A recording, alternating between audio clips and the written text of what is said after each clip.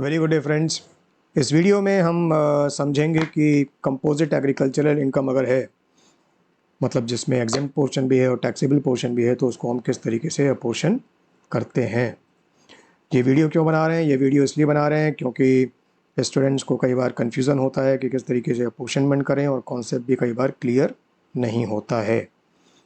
तो देखो, agricultural income ये एग्जेम्प्ट रहती है सेक्शन 10(1) में, और सेक्शन 2(1)(a) क्या है, ये हमको बताता है कि एग्रीकल्चरल इनकम क्या है। Following income from land, land से जो इनकम आ रही है, कौन सा land? Which is situated in India, India में होना चाहिए, and is use for agricultural purposes, okay, is classified as agricultural income, और फिर वो एग्जेम्प्ट बन जाती है सेक्शन 10(1) में। टेबल में लिस्ट दी हुई है ऐसी इनकम की जो कि एग्रीकल्चरल पर्पस के लिए जो लैंड है और जो इंडिया में है उससे जो अराइज हो रही है, तो वो फिर एग्जेम्प्ट बन जाती है सेक्शन 10(1) में। इसमें देखो, पॉइंट नंबर 2, 3 और 4 हमारे वीडियो के लिए रेलिवेंट है। तो एग्रीकल्चरल ऑपरेशंस परफॉर्म करके जो एग्रीकल्चरल प्रोड्यूस मिल रहा है, तो उसको ले जाके एसएससी क्या करता है, उसको सेल करता है या उससे इनकम जनरेट करता है, और फिर हमको देखना पड़ता है कि वो इनकम एग्जेम्प्ट है कि नहीं है। तो जो एग्रीकल्चरल प्रोड्यूस है उसको या तो रॉ स्टेट में बिना किसी प्रोसेसिंग के वो एज इट इज़ ले जाके सेल कर सकता है और उससे इनकम जनरेट कर सकता है, या कुछ ऐसे प्रोसेसेस वो परफॉर्म कर सकता है जो कि कंपलसरी हैं, और फिर उससे इनकम जनरेट कर सकता है, या उस प्रोड्यूस को जाके सेल करके इनकम जनरेट कर सकता है, या कुछ एक्स्ट्रा प्रोसेसिंग भी कर सकता है जिसकी ज़रूरत एज सच नहीं है, पर फिर भी एक्स्ट्रा प्रोसेसिंग करनी है क्योंकि कोई और प्रोड्यूस उससे बनाना है, और उससे फिर उसको सेल करके फिर इनकम जनरेट होती है। तो 3 सिनेरियोज होते हैं। एक तो रॉ स्टेट में, मान लो वेजिटेबल प्रोड्यूस करी और वेजिटेबल ले जाके मार्केट में बेच दी, इनकम जनरेट हुई, कोई प्रोसेसिंग नहीं है, रॉ स्टेट है, ओके, तो income derive from such land by agricultural है, पूरी की पूरी एग्जेम्प्ट हो जाएगी 100% सेक्शन 10(1) में। अब मान लो एक एग्जाम्पल लो, एक एग्जाम्पल देखते हैं। दास ओन करता है क्या? Paddy fields. He grows what? He grows paddy. Paddy से राइस मिलता है और राइस को ले जाता है दास और मार्केट में ले जाके बेचता है। पैडी को ऐसा नहीं बेच सकता, उसका कोई रेडी मार्केट नहीं है। तो पैडी को के ऊपर कुछ मिनिमम रिक्वायर्ड कंपलसरी लेवल पे कुछ प्रोसेसिंग उसको परफॉर्म करनी पड़ेगी ताकि उसके हाथ में राइस आए जिसको वो ले जाके बेच सके। तो क्या करेगा? He has to carry out certain activities before he can obtain rice from paddy. These include removing hay from grain and then chaff from the grain and further filtering. Filter भी करना पड़ेगा और फिर राइस ऑब्टेन होगा, लेकिन rice को फिर pack करना पड़ेगा बैग्स में, तभी जाके rice will become fit to be taken to the market, और वहां जाके ही विल सेल द राइस, उससे इनकम जनरेट होगी। तो ये जो एक्टिविटीज परफॉर्म कर रहा है उनको बोलते हैं कंपलसरी प्रोसेसेस। कंपलसरी प्रोसेसेस बोलते हैं, मतलब मिनिमम रिक्वायर्ड है। इनको किए बिना he will not be able to make the produce fit to be taken to the market. Market नहीं ले जा पाएगा तो इनकम क्या जनरेट होगी? तो इनकम को जनरेट करने के लिए ये प्रोसेसिंग ज़रूरी है, कंपलसरी है। इसलिए इस टाइप की कंपलसरी प्रोसेसिंग को करने से जो इनकम जनरेट हो रही है, या इस टाइप की कंपलसरी प्रोसेसिंग को करके जो प्रोड्यूस को हम सेल कर रहे हैं और उस सेल से जो इनकम जनरेट हो रही है, वो पूरी की पूरी एग्जेम्प्ट मानी जाती है सेक्शन 10(1) में। देखो, income derived from such land by the performance of any process ordinarily employed to render the produce fit to be taken to the market, ये exempt हो जाती है पूरी। Such process is also referred as compulsory process। ठीक है। तीसरी situation वो होती है जिसमें कंपलसरी प्रोसेसिंग के बियॉन्ड जाकर कुछ एक्स्ट्रा प्रोसेसिंग परफॉर्म करी जा रही है। शुगर केन है, शुगर केन का रेडी मार्केट है, शुगर केन प्रोड्यूस करो और प्रोड्यूस करके शुगर केन को मार्केट में ले जाके बेच दो, वो इनकम रॉ स्टेट में बेच रहे हो या कुछ कंपलसरी प्रोसेसिंग कर रहे हो तो वो जाके बेच रहे हो, तो पूरी एग्जेम्प्ट हो जाएगी। पर तुमको ऐसा नहीं करना है, तुमको शुगर केन को फर्दर फैक्ट्री में ले जाना है, शुगर फैक्ट्री में, और वहाँ शुगर को मैन्युफैक्चर करना है और फिर शुगर को बेचना है और उससे इनकम को जनरेट करना है। तो ये कंपलसरी प्रोसेसिंग तो नहीं हुई ना। ये एक्स्ट्रा प्रोसेसिंग हुई, उसकी ज़रूरत नहीं थी। शुगर केन का तो रेडी मार्केट है, पर तुमने सोचा कि नहीं मुझे शुगर केन नहीं, मुझको तो शुगर बेच के इनकम कमानी है, तो वो एक्स्ट्रा प्रोसेसिंग हो गई। लेकिन उस शुगर को बेचने तक का जो पूरा प्रोसेस है उसके दो पार्ट्स नहीं हो गए। एक तो शुगर केन को प्रोड्यूस करने तक का पार्ट हो गया, और एक शुगर केन से शुगर को प्रोड्यूस करने तक का, शुगर को मैन्युफैक्चर करने तक का पार्ट हुआ। तो शुगर केन को प्रोड्यूस करने तक का जो पार्ट है उससे रिलेटेड जो इनकम जनरेट कर जो हो रही है, टोटल इनकम क्या जनरेट हुई, शुगर को बेच के जो इनकम जनरेट हुई वो टोटल इनकम हो गई, और वो टोटल बिजनेस इनकम हो गई। क्यों? क्योंकि एग्रीकल्चरल ऑपरेशंस कर रहे हो तो है तो बिजनेस, तो पूरी बिजनेस इनकम हो गई। लेकिन उसके दो पार्ट कर सकते हो। एक तो वो पार्ट कर सकते हो कि शुगर केन को प्रोड्यूस करने से जो एट्रीब्यूटेबल जो पोर्शन है उसको प्योर एग्रीकल्चरल इनकम मानना पड़ेगा, और फिर वो एग्जाम कर दिया जाएगा। लेकिन अब जो एक्स्ट्रा प्रोसेसिंग कर रहे हो, शुगर केन को फैक्ट्री में ले गए, वहाँ पर एक्स्ट्रा प्रोसेसिंग करी और फिर शुगर को मैन्युफैक्चर कर रहे हो, तो वो एक्स्ट्रा प्रोसेसिंग से जो एट्रीब्यूटेबल इनकम जनरेट हुई उसको क्यों एग्जाम करेंगे? वो तो कंपलसरी प्रोसेसिंग नहीं है, तो वो टैक्सेबल बन जाएगी। तो शुगर को मार्केट में ले जाके बेच के जो इनकम जनरेट हो रही है वो कंपोजिट इनकम मानी जाएगी। कंपोजिट इनकम क्यों मानी जाएगी? कंपोजिट इनकम इसलिए मानी जाएगी क्योंकि उसके दो कंपोनेंट्स तुम अपोर्शन कर सकते हो। एक जो कंपोनेंट एग्जेम्प्ट है, एक जो कंपोनेंट टैक्सेबल है। एक जो कंपोनेंट प्योरली एग्रीकल्चरल इनकम माना जा सकता है, और एक जो एक्स्ट्रा प्रोसेसिंग से रिलेटेड जो पोर्शन माना जा सकता है। एक एग्जेम्प्ट रहेगा, एक टैक्सेबल बन जाएगा। फिर कंपोजिट इनकम इसलिए उसको कहते हैं, और कंपोजिट इनकम का फिर अपोर्शनमेंट करना पड़ता है as per the rules provided under the law. इस वीडियो में हम यही देखने वाले हैं कि इस कंपोजिट इनकम का हम अपोर्शनमेंट किस तरीके से करते हैं। दो रूल्स होते हैं। एक तो जनरल रूल होता है, रूल 7। जनरल रूल मतलब बाय डिफॉल्ट जनरली किसी भी केस में अपोर्शनमेंट करना होगा तो रूल 7 लगा के हम उसको अपोर्शनमेंट कर लेंगे। लेकिन कुछ स्पेशल रूल्स भी हैं कुछ पर्टिकुलर केसेस के लिए। क्योंकि स्पेशल रूल है तो वो स्पेसिफिक सिचुएशन को कवर कर रहे हैं, तो अगर सिचुएशन वहाँ फॉल कर रही है तो हम जनरल रूल को कवर नहीं करेंगे, एक्टिवेट नहीं करेंगे, हम स्पेशल रूल को एक्टिवेट करेंगे और अपोर्शनमेंट करेंगे उसके हिसाब से। लेकिन अगर स्पेशल रूल कोई नहीं लग रहा है तो ऑब्वियसली हम जनरल रूल में आएंगे।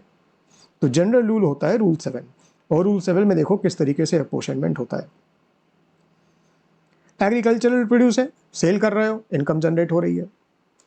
अगर रॉ स्टेट में सेल हो रही है, कोई प्रोसेसिंग परफॉर्म नहीं करी है, शुगर केन प्रोड्यूस किया, उठा के बेच दिया, पूरी इनकम जनरेट हो गई। जैसा कि हम डिस्कस कर चुके हैं, पूरी की पूरी प्योरली एग्रीकल्चरल इनकम है और पूरी की पूरी एग्जेम्प्ट हो जाएगी सेक्शन 10(1) में। मान लो पैडी से राइस ऑब्टेन करके राइस को बेच रहे हो, तो सिर्फ कंपलसरी प्रोसेसिंग परफॉर्म हो रही है, जैसा कि हमने अभी एग्जांपल में देखा था। कुछ एक्स्ट्रा प्रोसेसिंग नहीं हो रही है, इतनी तो ज़रूरी ही है, उसके बिना राइस को मार्केट में ले ही नहीं जा सकते। It will not be fit to be taken to the market. तो ये भी पूरी की पूरी प्योरली एग्रीकल्चरल इनकम मानी जाएगी और पूरी एग्जेम्प्ट हो जाएगी सेक्शन 10(1) में। लेकिन भाई एक्स्ट्रा प्रोसेसिंग हो रही है शुगर केन, लेकिन हम शुगर केन से शुगर मैन्युफैक्चर कर रहे हैं, तो एक्स्ट्रा प्रोसेसिंग कर रहे हैं।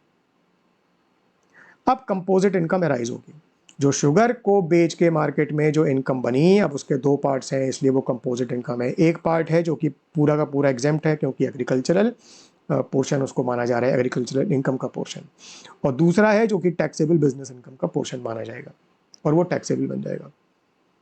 शुगर केन को बेच के जो इनकम हो रही है पूरी बिजनेस इनकम, लेकिन एक पोर्शन उसका एग्जेम्प्ट है और एक पोर्शन उसका टैक्सेबल बन जाएगा। अब यहीं पर रूल 7 बताता है हमको कि ये अपोर्शनमेंट किस तरीके से हमको करना है। तो एग्रीकल्चरल इनकम किस तरीके से कंप्यूट करेंगे हम?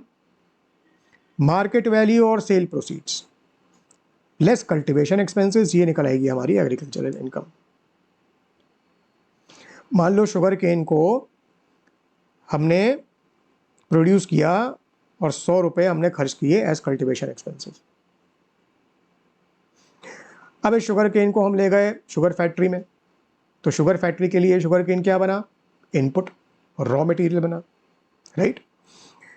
हमको जब एग्रीकल्चरल इनकम कंप्यूट करनी है तो जो हम शुगर केन फैक्ट्री में ले गए उसकी जो मार्केट वैल्यू है वो हम अराइव करेंगे कि भाई उसकी मार्केट वैल्यू क्या थी। मतलब वो अगर हम फैक्ट्री में ना ले जाके अगर हम मार्केट में ले जाके शुगर केन बेच देते तो हमको कितने पैसे मिलते, तो मार्केट वैल्यू जो होगी वही तो मिलेगी ना। तो वो मार्केट वैल्यू हमको मान लेनी पड़ेगी। सपोज वो 150 है, तो 150 वो मार्केट वैल्यू वो यहाँ लगा दो। तो इसमें से अगर कल्टिवेशन एक्सपेंसेस माइनस कर दोगे तो 50 रुपये आ जाएगी, 50 रुपीज़ ये एग्रीकल्चरल इनकम, ये एग्जेम्प्ट पोर्शन माना जाएगा।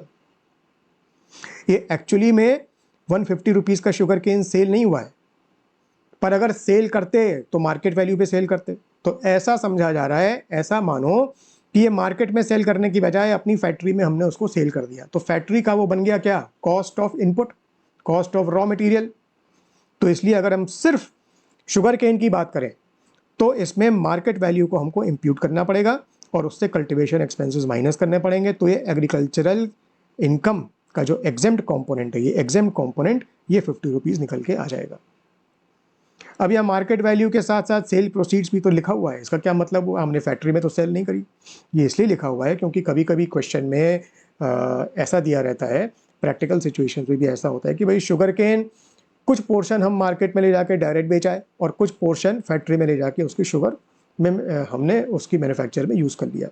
तो ऐसे में जो हम फैक्ट्री में लेके जा रहे हैं उसकी मार्केट वैल्यू को हम इम्प्यूट कर लेंगे और जो पोर्शन हम डायरेक्ट मार्केट में ले जाके शुगर केन बेच रहे हैं उसकी सेल प्रोसीड्स। तो market value plus sale proceeds total जो है वो मान लो कि इनकम हो गई। तो या तो हम मार्केट वैल्यू को ले गए अगर हम उसको फर्दर प्रोसेसिंग के लिए यूज़ कर रहे हैं, या अगर हम उसको एक्चुअल में ले जाके सेल कर रहे हैं तो हम सेल प्रोसीड्स यहाँ पर लेंगे। सेल प्रोसीड्स होंगी एक्चुअल और मार्केट वैल्यू होगी इम्प्यूटेड वैल्यू। अब इन दोनों को लेके जितने भी कल्टिवेशन एक्सपेंसेस है वो अगर हम माइनस करेंगे तो क्या निकल आएगा, एग्रीकल्चरल इनकम हमारी निकल आएगी जो कि एग्जेम्प्ट पोर्शन है। हमारे केस में बन गई 50 रुपीज़। ठीक है, अब शुगर को ले जाके हमने सेल किया, शुगर को ले जाके मार्केट में सेल किया और ये बन गई हमारी सेल प्रोसीड्स। ये हमारी बन गई सेल प्रोसीड्स। सपोज 300 रुपीज़ में हमने शुगर को सेल किया, 300 रुपये में हमने शुगर को सेल किया। तो ये हमारा हो गया जो शुगर की सेल से जो हमारा जो सेल प्रोसीड्स मिली या हमारा जो रेवेन्यू मिला। अब इसमें से हम क्या माइनस करेंगे, एक तो हम cost of raw material minus करेंगे, दूसरा हम मैन्युफैक्चरिंग एक्सपेंसेस माइनस करेंगे। यही तो करेंगे। कॉस्ट ऑफ रॉ मटेरियल क्या है, रॉ मटेरियल क्या है, शुगर केन है। अब शुगर केन की कॉस्ट क्या है, कॉस्ट तो कुछ है नहीं एक्चुअल, क्योंकि हमने एक्चुअल में थोड़ी ना खरीदा, शुगर केन भी हमारा, फैक्ट्री भी हमारी। लेकिन यहाँ पर हमने एग्रीकल्चरल इनकम, एग्जेम्प्ट इनकम को निकालने के लिए मार्केट वैल्यू को इम्प्यूट किया था, राइट। तो यही मार्केट वैल्यू हमारी बन जाएगी इम्प्यूटेड कॉस्ट।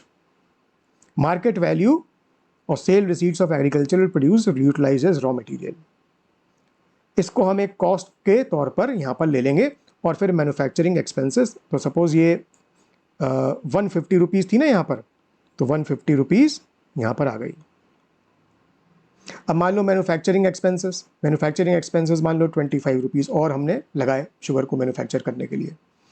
तो ये जो अब बिजनेस इनकम निकली, जो टैक्सेबल पोर्शन निकला, इसका क्या निकला, ये निकला 150 और 75, टोटल कितनी कॉस्ट हमारी बन गई 225, और 300 में से उसको माइनस करो तो 75 रुपीज़ निकल गई। तो इसका मतलब क्या निकला कि 50 रुपीज़ हमारा एग्जेम्प्ट पोर्शन निकल गया और 75 रुपीज़ हमारा टैक्सेबल पोर्शन निकल गया। जो टैक्सेबल पोर्शन है ये under PGBP head, business income है ना, तो अंडर पीजीबीपी हेड ये टैक्सेबल हो जाएगा। एक्चुअल एक्सपेंसेस हमारे क्या रहे, एक तो 100 रुपीज़ का कल्टिवेशन एक्सपेंसेस रहे और 75 रुपीज़ के मैन्युफैक्चरिंग एक्सपेंसेस रहे, यही एक्चुअल एक्सपेंसेस हुए। ये 150 रुपीज़ जो मार्केट वैल्यू है जो यहाँ पर हम ले आए, ये इम्प्यूटेड है, ये एक्चुअल नहीं है। ठीक है, तो टोटल हमारी जो इनकम बनी वो 50 + 75 125 बनी, जिसको हमने 50 रुपीज़ अपोर्शन कर दिया एग्जेम्प्ट और 75 रुपीज़ अपोर्शन कर दिया टैक्सेबल। अब ये 125 किस तरीके से बनी, ये 125 इस तरीके से बनी, इसको अलग तरीके से भी देख सकते हो कि टोटल हमने जो पैसा कमाया वो कैसे कमाया, और शुगर बेच के ही तो कमाया। तो 300 रुपीज़ हमने कमाए, ये सेल प्रोसीड्स ऑफ शुगर। और एक्चुअल हमारे एक्सपेंसेस क्या रहे, कल्टिवेशन एक्सपेंसेस 100 रुपीज़ के रहे और 75 रुपीज़ हमारे मैन्युफैक्चरिंग एक्सपेंसेस रहे, यही तो एक्चुअल एक्सपेंसेस रहे। तो एक्चुअल में जो टोटल इनकम हुई वो कितने की हुई, 125, यही हुई ना, 300 - 100 - 75 125। अब देखो ये 125 की टोटल इनकम हुई, और इसको अगर तुम मैच करो तो 125 में से 50 रुपीज़ हमने कहा एग्जेम्प्ट होंगे और 75 हमने कहा कि टैक्सेबल होंगे। तो बेसिकली एक्चुअल रेवेन्यू में से एक्चुअल एक्सपेंसेस को माइनस करके ये जो एक्चुअल टोटल इनकम निकलेगी, ये एक्चुअल टोटल कंपोजिट इनकम है, इसको एक पोर्शन हम एग्जेम्प्ट कर लेंगे, एक पोर्शन हम टैक्सेबल कर लेंगे, और एग्जेम्प्ट और टैक्सेबल निकालने का ये बेसिकली फॉर्मूला है।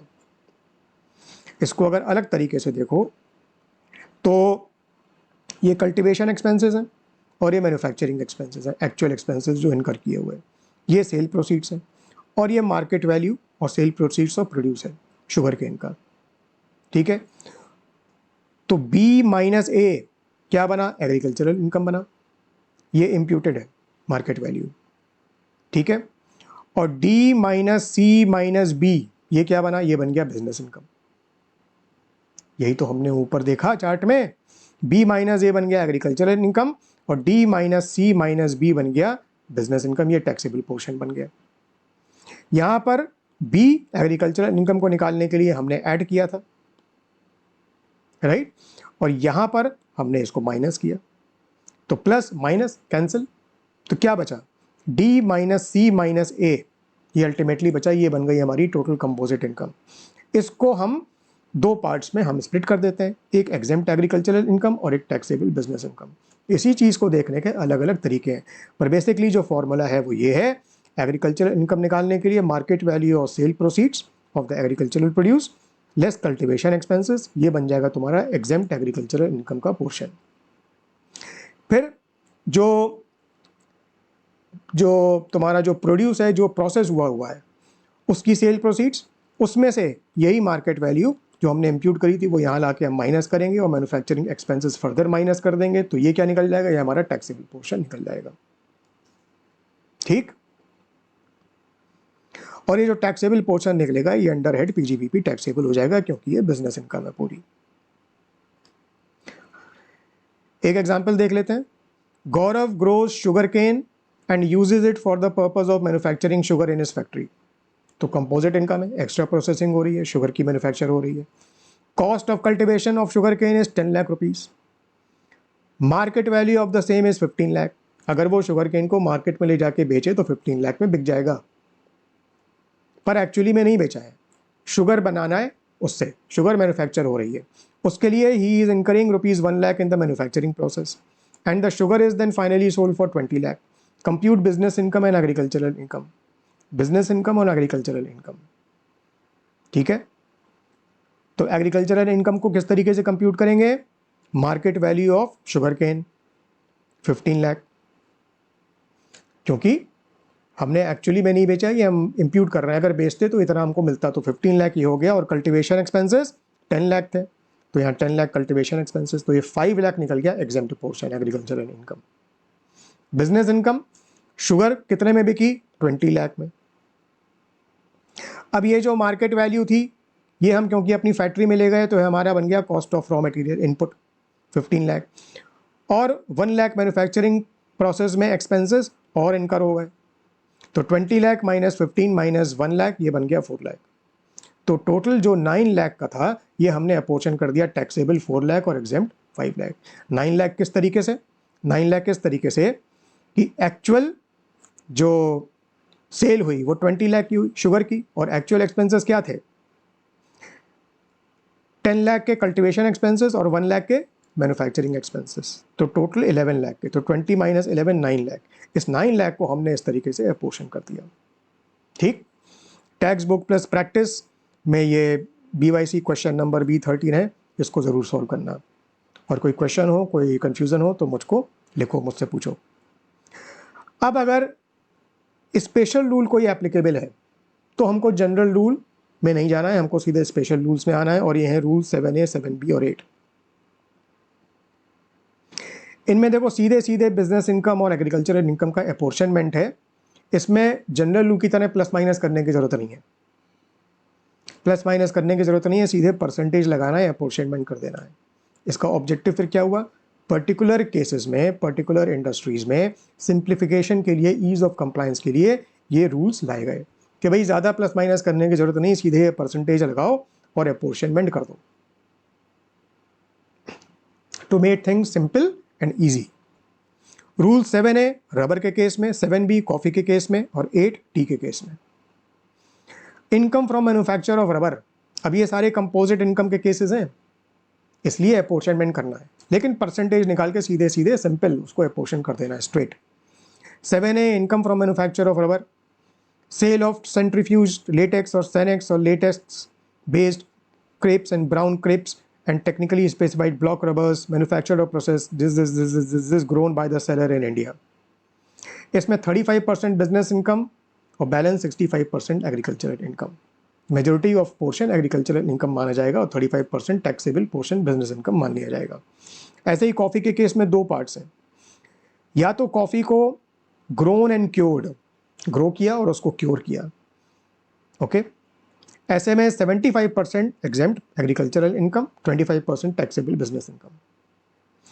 पर ग्रो और क्योर जो ऊपर था वो तो किया ही, पर साथ में रोस्ट भी किया, ग्राउंड भी किया, विद और विदाउट मिक्सिंग शिकोरी और अदर फ्लेवरिंग इंग्रेडिएंट, क्योंकि फर्दर और प्रोसेसिंग करी गई है, तो इसलिए बिजनेस इनकम का कंपोनेंट बढ़ जाएगा ना, क्योंकि यहाँ तो ग्रोन और क्योरी किया था, यहाँ तो रोस्ट भी कर दिया, ग्राउंड भी कर दिया, तो भैया बिजनेस इनकम का कंपोनेंट बढ़ जाएगा, टैक्सेबल पोर्शन बढ़ जाएगा, तो 25% से बढ़ाकर हो गया 40%।